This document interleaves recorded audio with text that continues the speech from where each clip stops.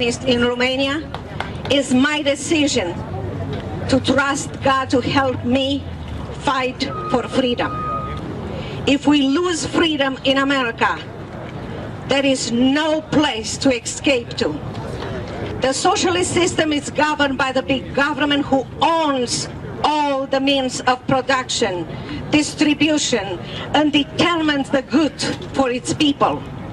The socialist system replaced the free market with government control and eradicates private property, freedom of speech, freedom of the press, religious rights, and self-determination as a nation.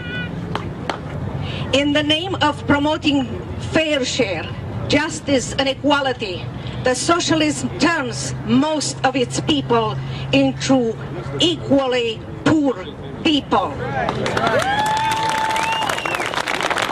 Equality means bringing the country's standard of living to the lowest level possible. Soon after Ceausescu was elected president, he governed Romania with an iron fist, as a despot and as a tyrant. According to him, we, the people of Romania, was his subjects, owned by him, and he wanted to make all the decisions for us. He nationalized big area of our economy. He eliminated the free market economy of Romania and replaced it with his dictatorial communist control. As businesses had to abide the government's new requests, rules, regulations, they started to produce low-quality products that we, the customers, were forced to buy at the price established by the government. He ruined our economy. Well, I was curious when she talked in her speech about Ceausescu taking away the free market and other freedoms, because I was under the impression that everything just came down like a hammer when the first communist dictators came in. But like Bert from Poland, who, if you remember an interview we had with him a few weeks ago, things didn't happen all at once, just like things are not happening all at once here in America. Now, Bert had told us that in Poland, it took several decades for the communist system to completely suppress and kill all the free market and private businesses that were there. And of course, once those were gone, things got really bad. But here's how Mrs. Prodan described the Romanian takeover. Of socialist and communist leaders, but he was the worst one. He was the one, the only one who declared himself God, and he was the one who fought against Christians and churches, demolishing churches and putting Christians in jail. About he made the secret police, Securitate, as his personal special forces, and he developed the informants. He was worse than Stalin, worse than Hitler. He killed many people. I am a miracle that I am alive. I believe the reason is that God protected me, and because in Romania being a woman means nothing. And he was shocked, a surprise, that I took him to court and I won cases, and I exposed him to Voice of America, Free Europe. Well, there's some interesting parallels between this dictator who thought of himself as God and American leaders who think they should control every aspect of our life. Here's what Virginia had to say about that. He changed our healthcare system for worse into a national healthcare system. Patient-doctor relationship vanished. Patients and doctors lost their freedom. Hospitals were administrated, and medication were rationalized by government to patients. Before socialism came to Romania in power, Romania was a rich country with a free market economy, a good health care and good school system. Bucharest, the capital of Romania, was called Little Paris. But with socialism and Ceausescu's strict control system, very soon Romania experienced a drastic shortage of food, fuel, energy, medicine, and all the other necessities. Well, it wasn't just a complete takeover of health care. Ceausescu also went after the guns. Using altruistic purposes, too many kids killed or hurt by guns. The socialist government immediately established gun control in Romania. It created a police system, Securitate, to control and silence everyone, including the media.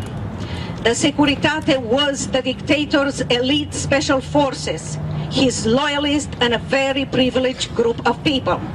The dictator's ears and eyes, they were powerful and above the law. The secret police also recruited civilian informants.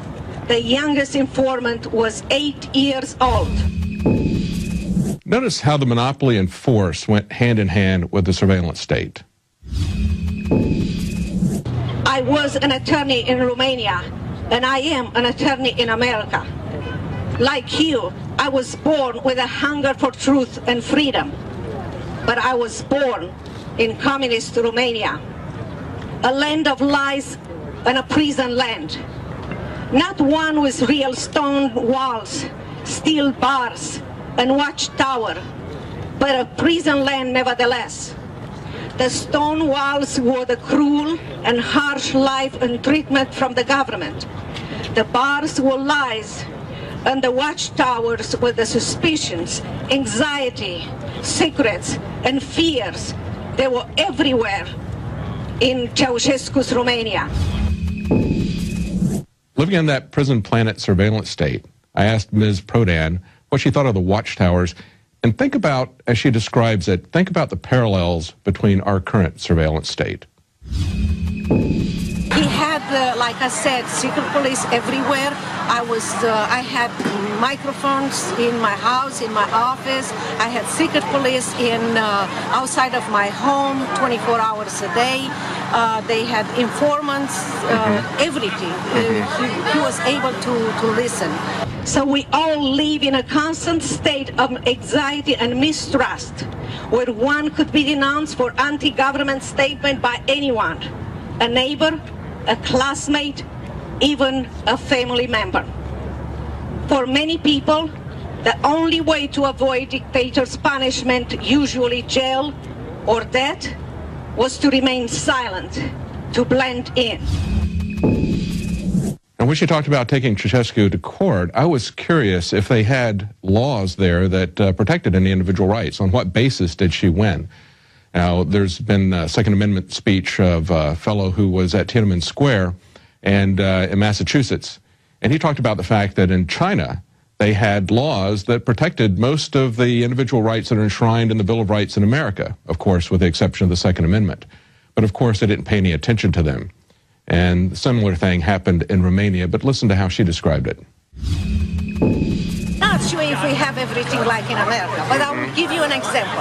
We have laws in Romania that will protect churches and Christians, but during the interrogation, the laws that I use them against the government, and you hear me saying that I won all of those cases. And the reason is because I use those cases that nobody else in Romania wanted to use or dared to use. And in the interrogation room by secret police, those secret police told me that those laws were in Romania, in the books, so Romania can have or maintain the most favored national status with United States, not for me to use against them.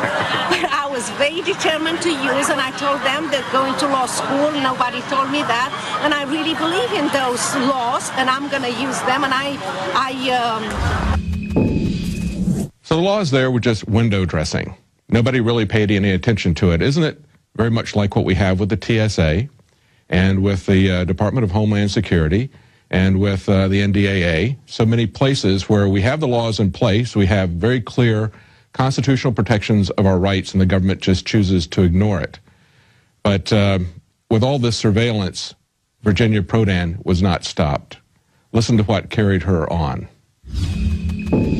In Houston, stand up and fight for something, it is surprising. It might be surprising for others to hear, but others will follow you. Or if they don't follow you, at least they will support you. So don't think that you are by yourself, because we are never by ourselves. I can tell you stories of unsung heroes in Romania who helped me from Romania, and also Americans. Like I said in my speech, fear and faith are contagious. You have to make sure that you don't spread fear around you. Fight with your own fear inside of you. Win, because God is with us and He can eliminate that fear and give us faith and courage. Spread courage around you, and you will be surprised how many people will be encouraged, and you will contaminate them.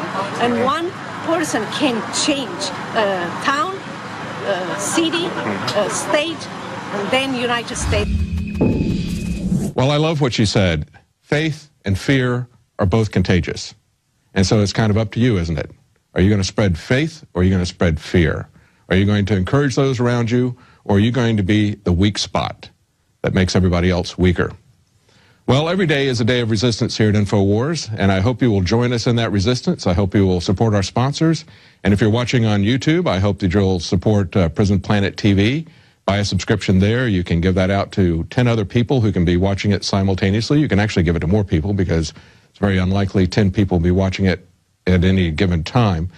You'll also have full access to all the documentaries that Alex Jones has produced. So please consider becoming a Prison Planet subscriber. That's it for tonight. We'll be back tomorrow at 7 p.m. Central, 8 p.m. Eastern with the Nightly News.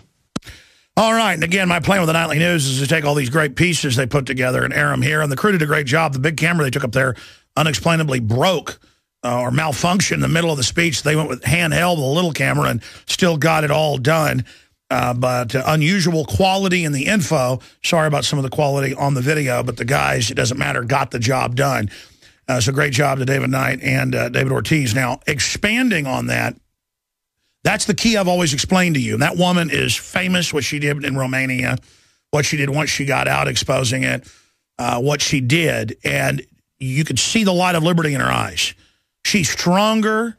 She's more beautiful of soul, of spirit, of everything, because she went through the fire. People get scared of the tyranny. They hear when I talk about the problems and it scares them. My mission is not to scare you. My mission is to say, hey, we're in trouble. Become a leader, stand up, others will stand with you, others will follow. And what she talks about is so key. Anytime I've had little inklings of fear or the system's tried to scare me, immediately I could feel God there with me. And I know I'm doing the right thing. If you don't believe in God, justice, whatever you want to call it, doing the right thing, my programming. And it's like, I have faith. I'm going to stand against this.